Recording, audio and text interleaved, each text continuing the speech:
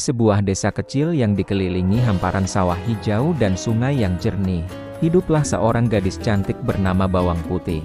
Sejak ibunya berpulang, dunianya yang ceria berubah drastis. Ia kini tinggal bersama ibu tiri dan saudara tirinya, Bawang Merah.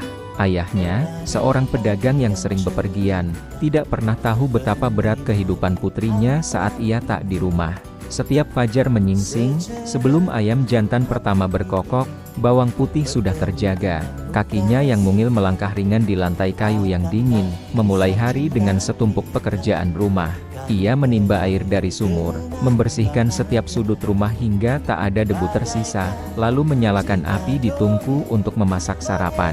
Aroma nasi hangat dan sayur lodeh seringkali hanya bisa ia nikmati dari jauh, karena sisa makananlah yang biasanya menjadi jatahnya. Bawang Putih, cepat bawakan aku air hangat untuk mandi.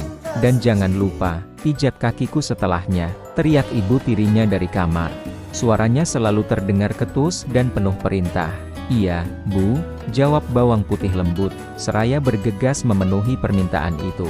Sementara itu, Bawang Merah masih terlelap di kamarnya yang nyaman. Ia baru akan bangun ketika matahari sudah tinggi dan meja makan telah terisi penuh hidangan lezat. Hah, masakanmu hari ini hambar sekali, Bawang Putih. Kau tidak becus bekerja, keluhnya sambil menyisihkan makanan yang tidak ia sukai. Bawang Putih hanya menunduk, menerima setiap cacian dengan hati yang sabar. Baginya, menjaga keharmonisan rumah adalah segalanya, meskipun itu berarti mengorbankan perasaannya sendiri. Siang hari, tugas terberatnya menanti di tepi sungai. Dengan sekeranjang penuh pakaian kotor, ia berjalan menuju sungai yang airnya mengalir deras. Sambil bernyanyi kecil untuk menghibur diri, tangannya dengan cekatan mengucek pakaian satu persatu di atas batu. Suara gemericik air dan kicau burung menjadi teman setianya. Di antara tumpukan pakaian itu, ada sehelai selendang sutra berwarna merah muda. Selendang itu adalah satu-satunya kenang-kenangan dari mendiang ibu kandungnya, benda yang selalu ia jaga dengan sepenuh hati. Aduh, kenapa pakaianku masih kotor begini? Cuci lagi sampai bersih, bentak Bawang Merah suatu sore, melempar kembali sehelai baju ke keranjang Bawang Putih. Dengan helaan napas panjang, Bawang Putih kembali ke sungai meskipun hari sudah mulai senja. Saat sedang asyik membilas pakaian terakhir, sebuah kejadian tak terduga terjadi. Angin berhembus kencang, dan selendang merah muda kesayangannya terlepas dari genggaman. Arus sungai yang deras dengan cepat membawanya pergi. Oh tidak, selendang ibuku, serunya panik. Tanpa pikir panjang, ia segera melompat dan berlari menyusuri tepi sungai, matanya awas mencari kain berharga itu. Rasa takut mulai menyelimutinya. Bagaimana ia akan menjelaskan ini pada ibu tirinya? Hukuman apa lagi yang akan ia terima? Dengan tekad yang kuat, Bawang Putih terus berjalan. Semakin jauh ia melangkah, semakin lebat hutan yang ia masuki. Suara-suara asing mulai terdengar, dan matahari perlahan tenggelam di ufuk barat. Kelelahan dan putus asa hampir mengalahkannya, namun bayangan senyum hangat ibunya memberinya kekuatan untuk terus maju. Setelah berjalan sangat jauh, dari kejauhan ia melihat secercah cahaya. Dengan sisa tenaganya, ia menghampiri sumber cahaya itu dan menemukan sebuah gubuk kecil yang terbuat dari kayu. Gubuk itu tampak sederhana namun sangat bersih dan terawat. Dengan ragu, ia memberanikan diri mengetuk pintu.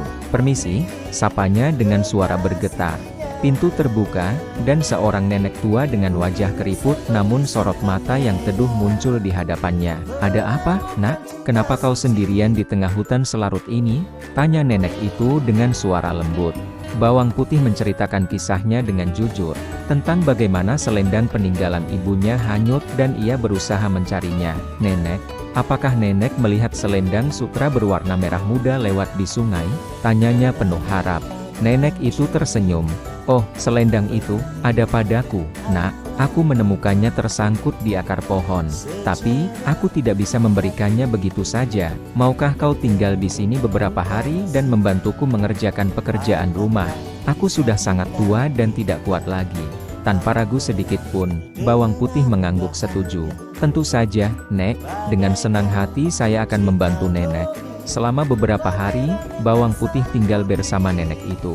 Ia melakukan semua pekerjaan dengan tulus dan rajin, sama seperti yang biasa ia lakukan di rumah.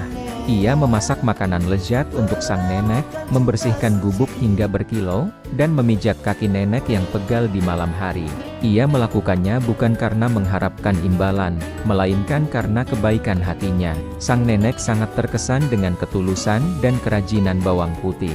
Akhirnya, tiba saatnya bawang putih harus pulang. Nenek itu pun menyerahkan selendang kesayangannya. "Terima kasih atas bantuanmu, Nak. Sebagai hadiah, pilihlah salah satu dari 2 buah labu ini. Ada yang besar, dan ada yang kecil." Bawang putih melihat kedua labu itu. Ia tidak ingin merepotkan sang nenek. "Terima kasih banyak, Nek. Saya pilih yang kecil saja, supaya tidak berat membawanya pulang." Setelah berpamitan, bawang putih bergegas pulang dengan membawa labu kecil di tangannya. Sesampainya di rumah, ia sudah disambut dengan omelan ibu tirinya. "Dari mana saja kau berhari-hari? Malas-malasan." Ya, saat bawang putih hendak memasak labu itu untuk makan malam, ia membelahnya dengan pisau.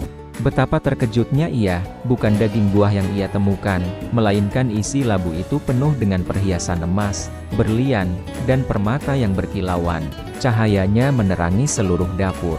Ibu tiri dan bawang merah yang mendengar keributan segera datang dan mata mereka terbelalak melihat harta karun itu. "Dari mana kau dapat semua ini?" tanya ibu tirinya dengan nada serakah. Bawang putih pun menceritakan semua pengalamannya dengan jujur.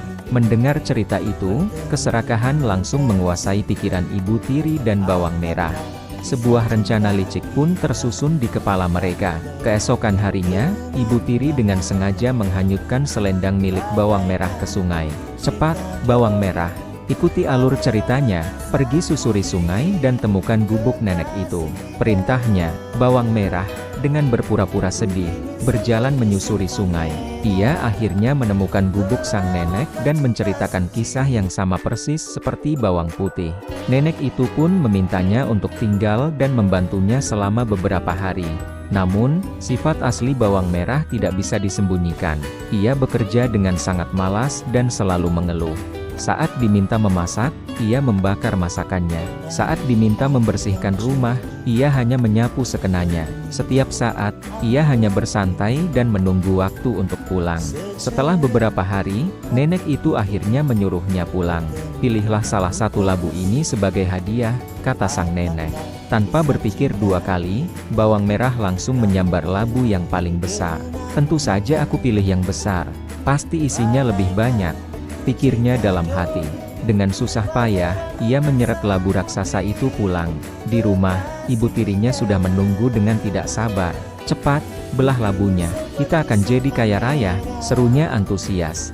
Dengan penuh semangat, mereka membelah labu besar itu. Namun, bukan emas dan permata yang keluar.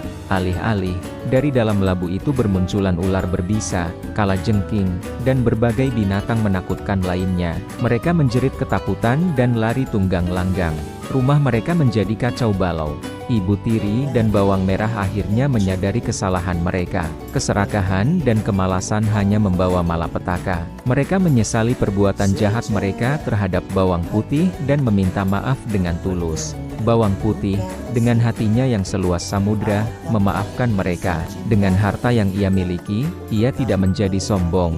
Ia justru membantu keluarganya membangun kembali kehidupan mereka dan berbagi dengan tetangga yang membutuhkan. Sejak saat itu, bawang putih hidup bahagia, tidak lagi dalam penindasan, melainkan dalam kedamaian dan kasih sayang. Kisahnya menjadi pengingat abadi bahwa ketulusan, kesabaran, dan kebaikan hati akan selalu berbuah kebahagiaan yang sejati.